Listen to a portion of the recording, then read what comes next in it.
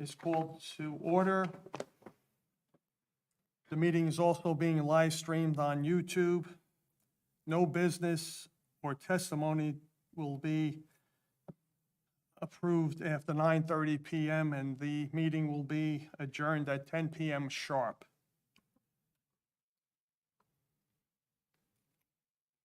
The meeting is also being noticed on New Jersey Herald in conjunction with the New Jersey Sparta Township website and its bulletin board in accordance to all provisions of the Open Public Meetings Act. It's the practice of this board to salute the American flag. Please rise and join us. I pledge allegiance to the United States of America and to the republic for which it stands, one nation, under God, indivisible, with liberty and justice for all.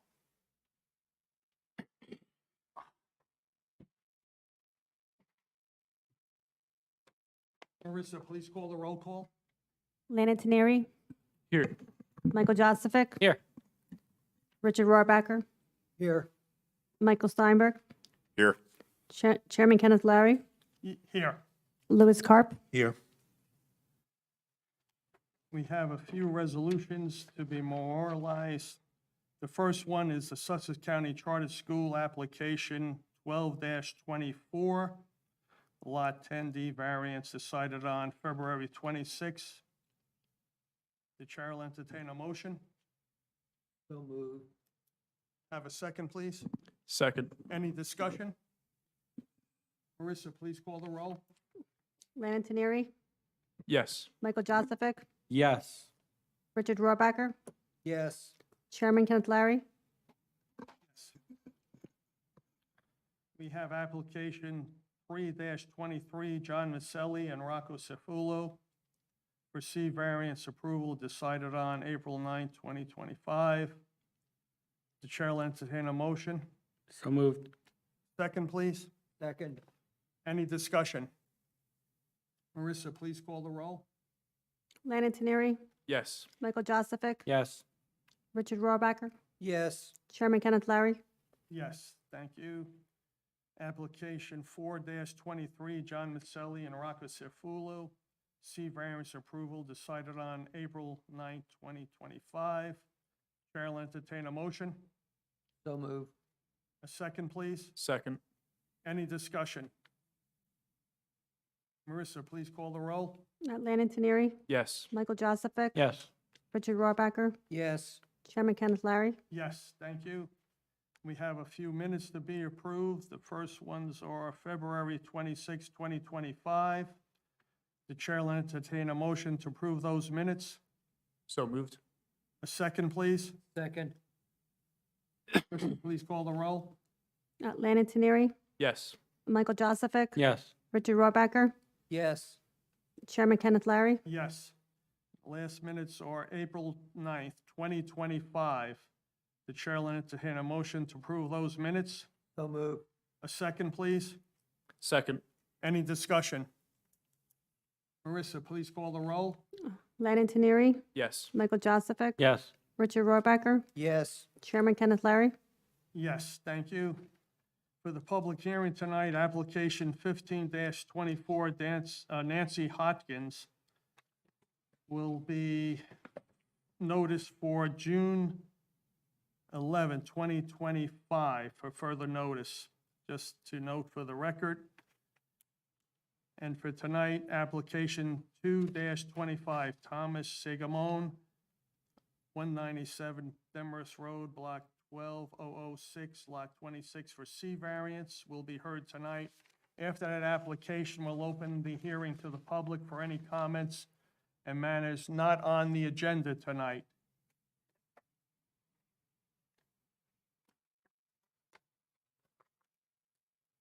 So please, Thomas Segamon and professionals, please come forward.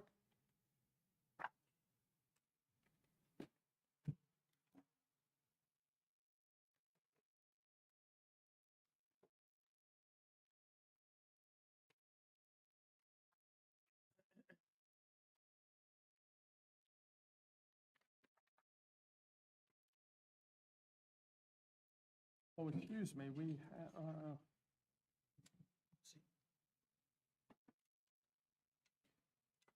all right, thank you.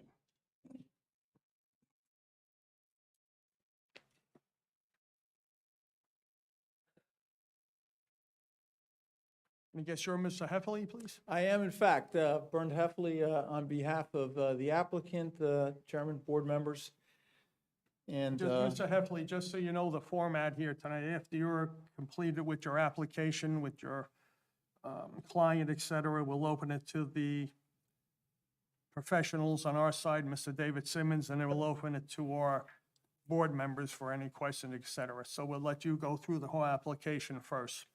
that's great. And It's a then good way of our doing it. attorney, Louis Carp, will swear you, your professionals in and so forth in terms of regards to their qualifications. Okay, so I'm going to just give a little summary, but I want to use this exhibit as part of that. So the first thing I'm going to do is mark this exhibit, which is an aerial view of the property. I'll just mark this A1 aerial view of the property, dated today.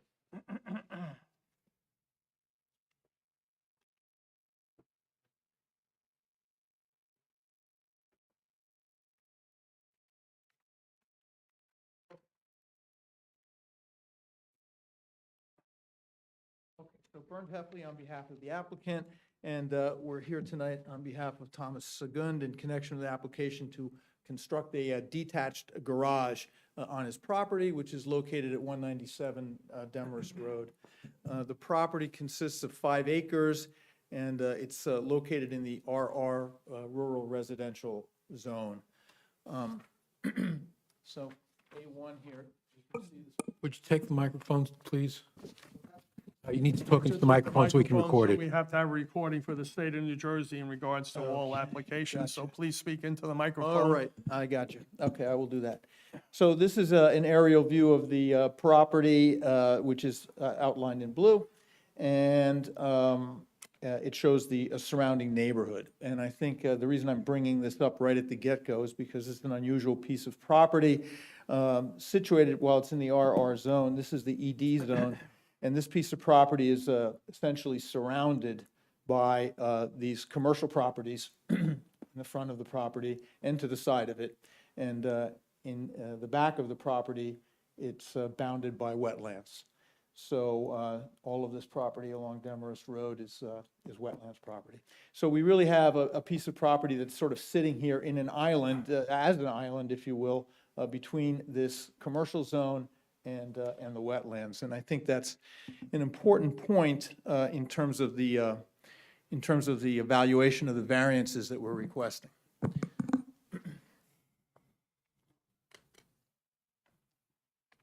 So Mr. Heffley, would you like to swear in all your applicants? I will, as soon as I'm done. Yeah. Let me just finish the introductory. So what we're doing here is we're proposing, as part of this application, to construct a garage, a 40 by 60 addition to, there's an existing garage on the property, and we want to add a 40 by 60 addition to it. And the purpose of it is basically to store things that are, at this point, all around the property. The application does trigger several minor variances. We have an impervious variance, we're 4% over. We have a ground floor area variance also, where we're 1,200 square feet over, and we have a height variance of 4 feet. So the engineer is going to address those variances specifically. And so that's essentially the application.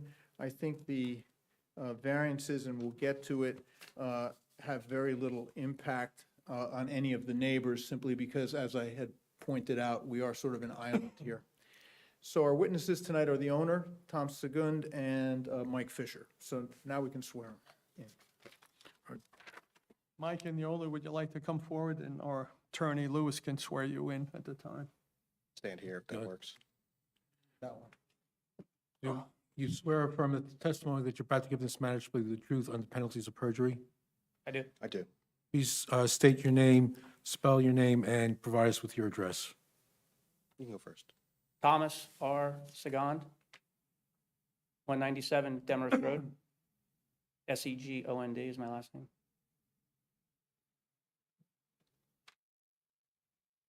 Mr. Fisher? Michael David Fisher, Fisher. I got loud. Your office address?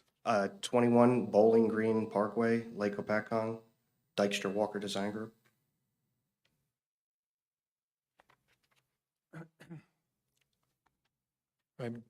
Proceed. All right, thank you. How can we help you?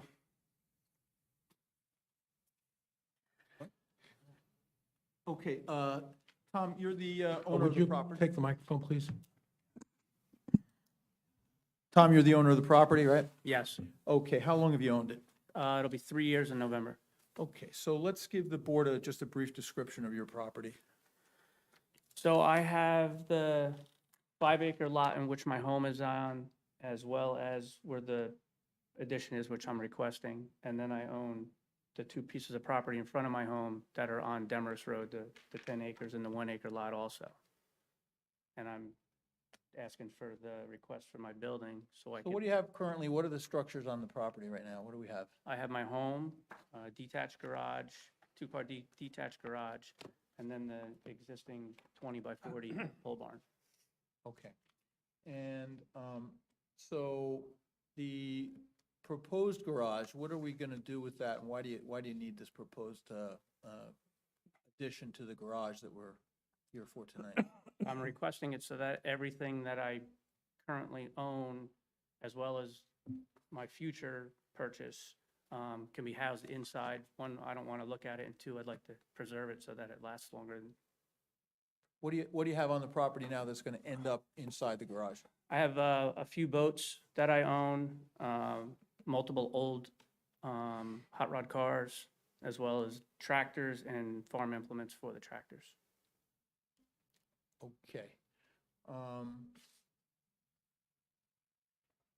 So what surrounds your property when you're in your house there and looking out of your house, across your driveway there? What's the neighborhood look like? 2 of the 4 sides of my home, I look at light industrial buildings, which is essentially the same thing in which I'm requesting. And the other view is the wetlands of Demarest Road, which I look at. Okay, so the garage that we're proposing, in light of the surrounding properties around you, do you have an opinion as to whether there will be any negative impact to any of these properties from what you're proposing? I do not believe it will have any negative impact. It's just going to mimic exactly what I look at on a daily basis now. All right. Does any of the neighborhood drive by your house? Does it have any access any other way other than your long driveway out to Demarest Road? No, I have a 900-foot driveway and nobody comes down my driveway. So only people that can see your property are the backs of those industrial buildings? Correct. And you can't see your property through the wetlands either, right? You cannot. Okay. All right. That's all I have of Mr. Segund. If the board, you want to go through everybody first, right? Okay. So, Mike, our next witness is Mike Fisher, our professional engineer.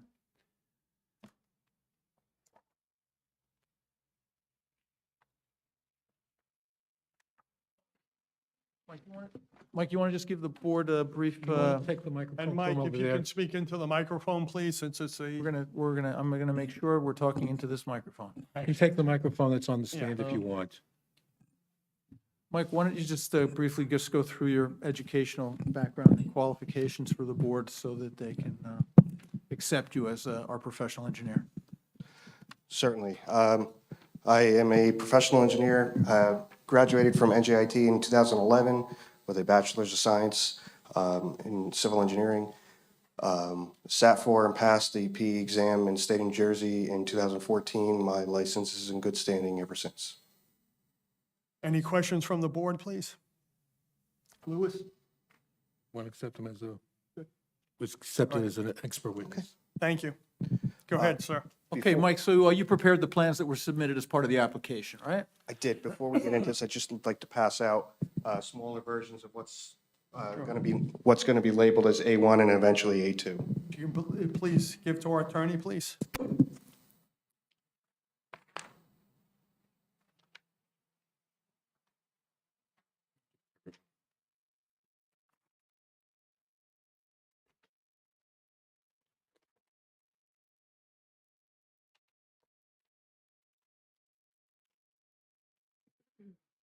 Thank you. Thank you.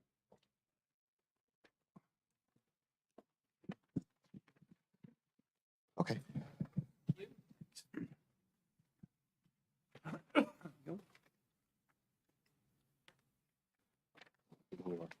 Okay, Mike, so back to what I was saying. So you prepared the plans that were submitted as part of this application, right? That's correct. My office did prepare them. And you also prepared this aerial view of the property that we're speaking Yes, to that's right now? correct. Okay, so let's review the application for the board. Okay, so as it's been noted, property is located in the RR zone. There's a series of variances that are requested as part of this application. I count up to 5 variances that are required. We need a variance for property fronting not on a public street. We need a variance for 2 principal structures. Is there any way to avoid this feedback? No. Otherwise, I'll just take that one and turn this off.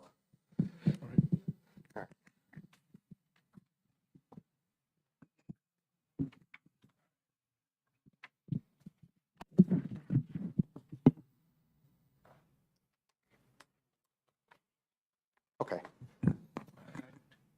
So as I was saying, the second variance that I was noting is 2 principal structures on the property. There are 2 dwellings on the property.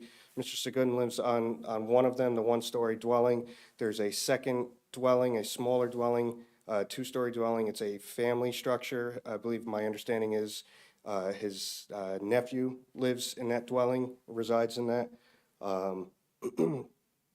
Additionally, we're now seeking variances for the addition to the garage, which the structure itself is in the front yard of the principal structure, so therefore the addition now takes on the additional variance of being in the front yard.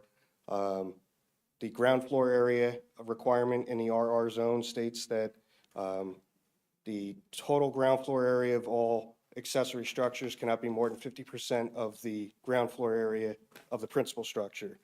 We exceed that number, so we need a variance for that. And then lastly, we are seeking a variance for the height of the addition of the garage.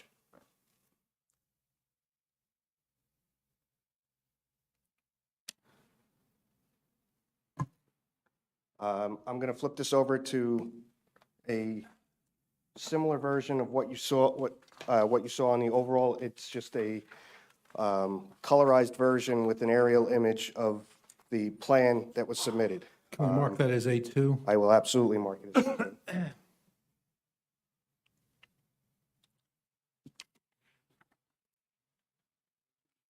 Version of A1, right?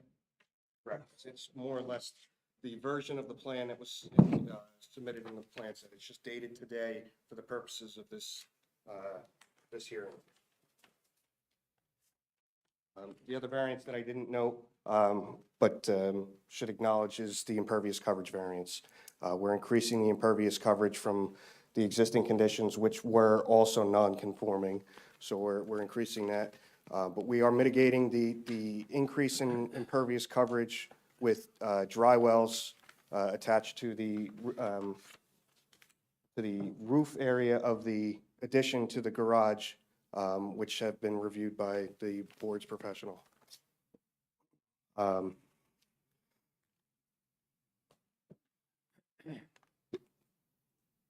As Mr. Heffley noted, we are adjoining a series of commercial properties, the closest one being Lot 17. I took the liberty of driving out there today just to take a look at it. There is a row of screening, evergreen screening along what's roughly the property line. Visibility is very limited in terms of being able to see his property and vice versa, his property being able to see the commercial property. Very tough to see the existing shed, so seeing the addition would be even further of less likely because it's further back. Beyond that, there's really not a whole lot to this application that hasn't already been stated from an engineering standpoint.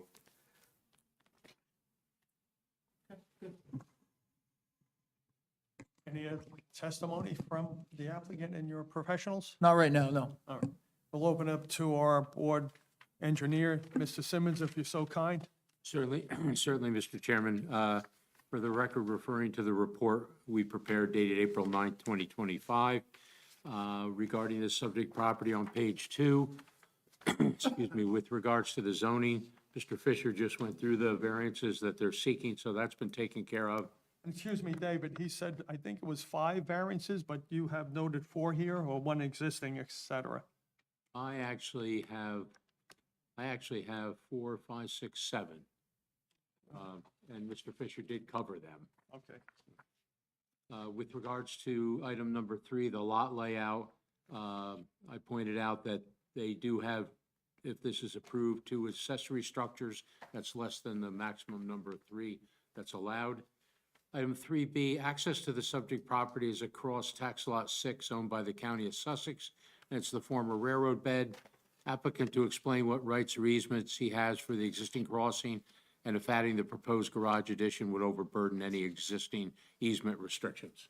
I can address that. So we have reviewed that situation, and we do have an easement across that. On top of that, though, as Mr. Sagun testified to, he owns all of those properties along Demarest Road, and we're also in the process of actually acquiring that county piece also, so we will have access all the way out. But right now, we do have it by easement, and I can supply you with that deed, which I have. It's an actual recorded easement, Yes. so we could get a copy of It's that, an easement, it's in the deed, so I can get you that.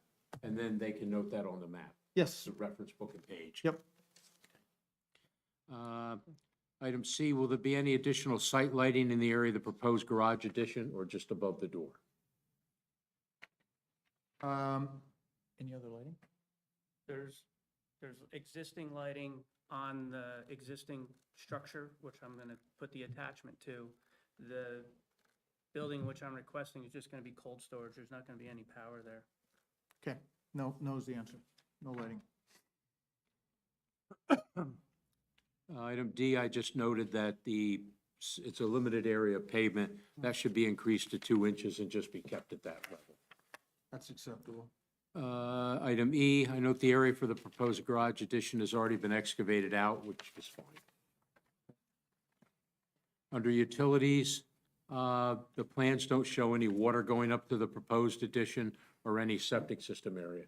It's not Correct. going to have any utilities, It's not right? gonna have any utilities. It's gonna have electric for lighting inside, and that's it. So just thinking out loud, if you're going to have electric for lights inside, the construction official may require a light over the entrance door. Okay, well, if he requires that, whatever he requires, we will comply with that, because that existing garage that we're adding on to has power in it already, so if he needs an additional light there, that's not a problem. And again, you'll be showing item C, 4C, plan show existing aerial utility lines servicing the 2 dwellings. You show how the electric utilities will be routed to the proposed garage. Based on what you just said, it sounds like it's going to come from the existing garage. Correct.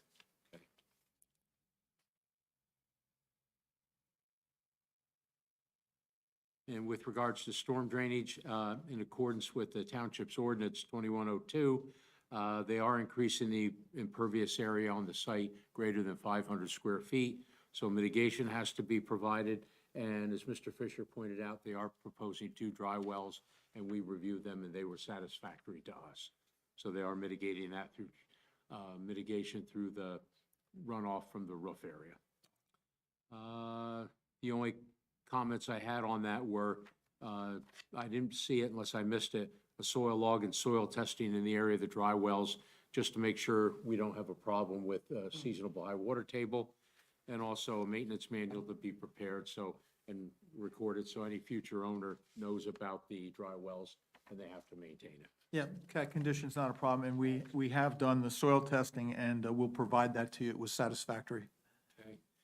Then on page 4, with regards to the architectural plans, is there going to be any heat in the garage? No. No? Okay. And I'm just a little curious, the existing garage is only 12 feet in height, and the proposed addition or proposed new building adjacent to it, are they going to be connected or kept separate? They're gonna be completely joined, and then the company in which I purchased the building from, they're gonna join the old roof with the new existing roof. So it's they're gonna gonna look work like that one. out. Yeah, it's gonna look like one structure when it's Okay. completed. I just wanted the board to understand that because the plan we got, it just shows the new structure. So I just wanted to make sure whether it was going to be separated or joined. It'll be joined. Okay.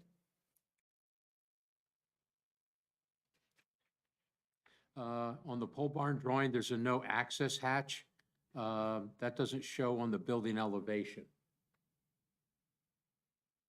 In the rear of the building. On the architectural plans. I Yes. didn't know what that That, hatch was. that's just, it's all that's gonna be on that back wall is it looks like an attic vent that you would have on the dormer end of a house, just to, when the heat gets in there in the summer, just to let the heat get out.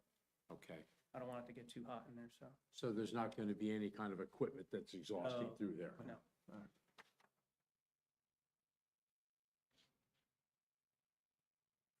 And the item 6D, the cross-section drawings show the concrete floor and stone base is optional. It's going to be concrete floor? For now, it's just gonna be gravel. In the future, when there's more money to enable me to do it, then I'll revisit it then. But for now, it's just gonna be gravel.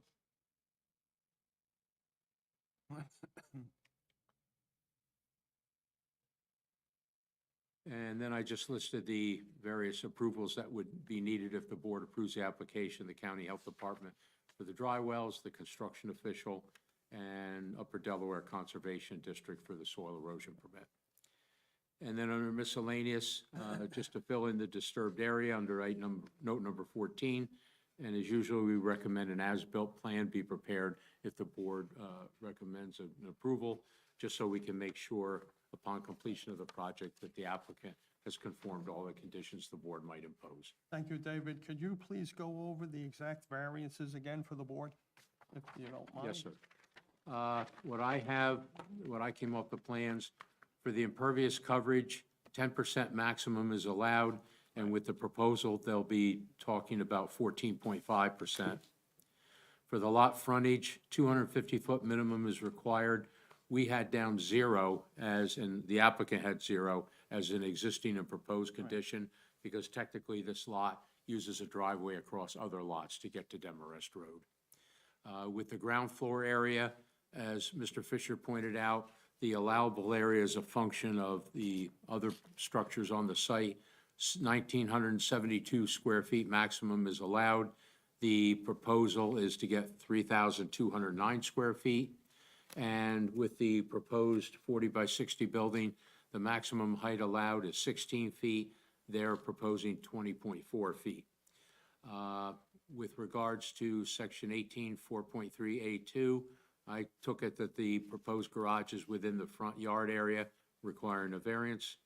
Section 18-4.3, no lot can contain more than one principal structure.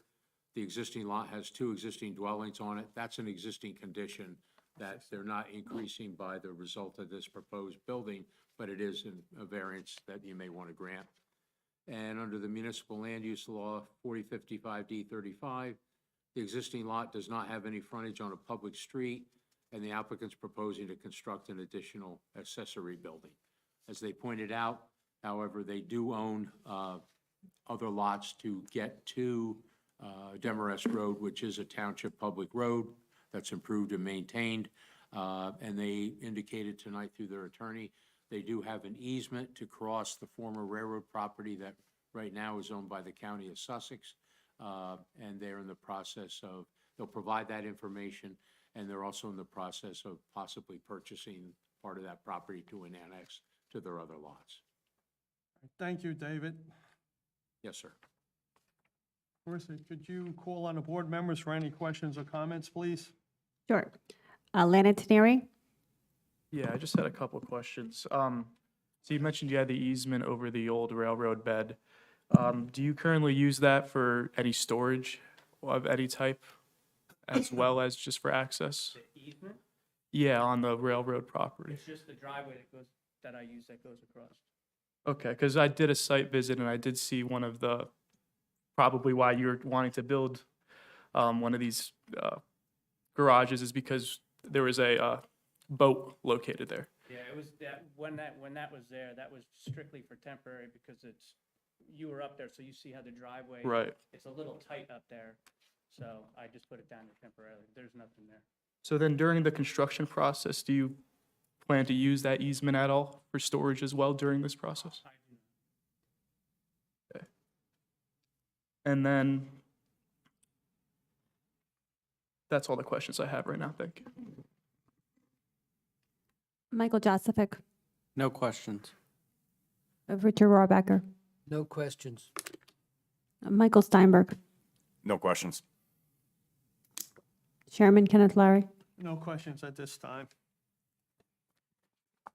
I'll now open the hearing to the public. If anyone's in the public to come forward, please, with any questions or comments on this application. See no one. It's now closed to the public. It's back to the board. Any other questions or comments before we take a vote on the application? Thought of one Sure, quick please. question. It's pretty stupid, but I'm going to ask it anyway. You mentioned that you had various vehicles, boats, whatnot. They will stay where they're located now while the construction of this new building is undertaken? Yes, sir. Oh, okay, that's it. I'm done.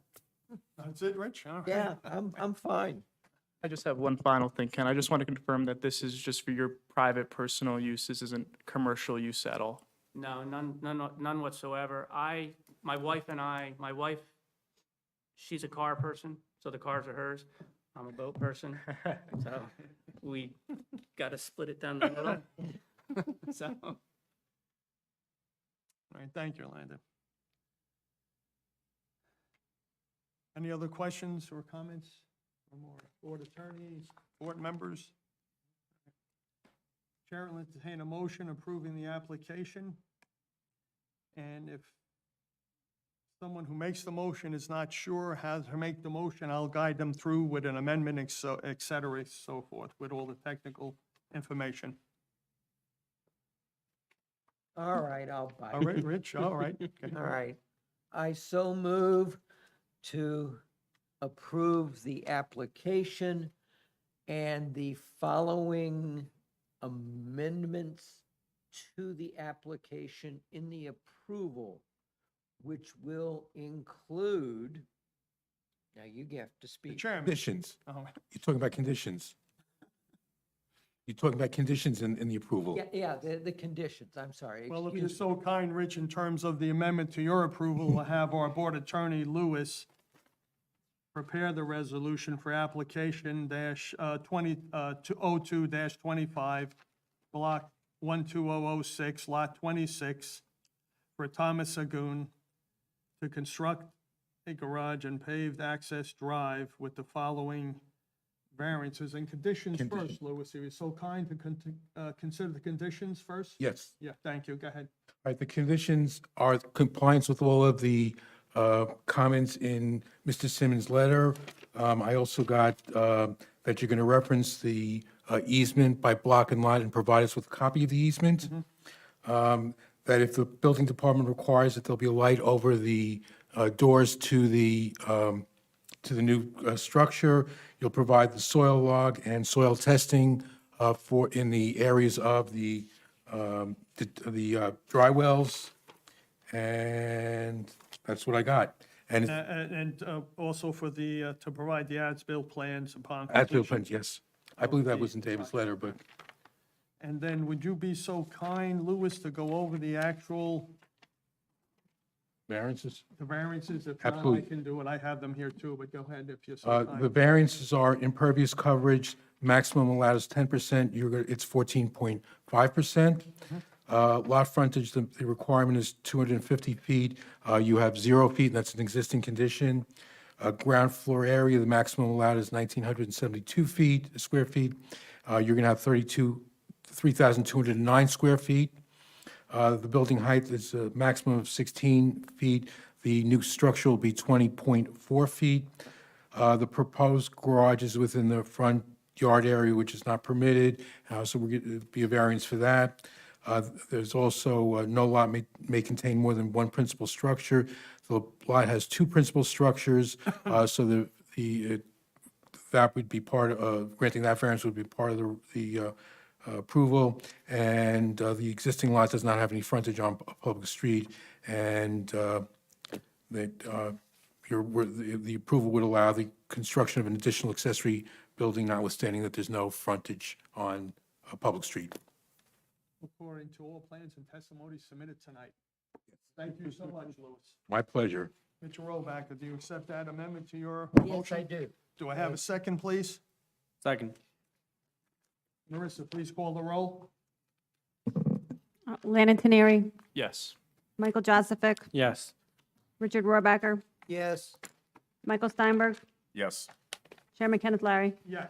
Congratulations, your Thank you, application has been thank you, approved. Chairman, Good luck. board members. Have a nice evening. You too.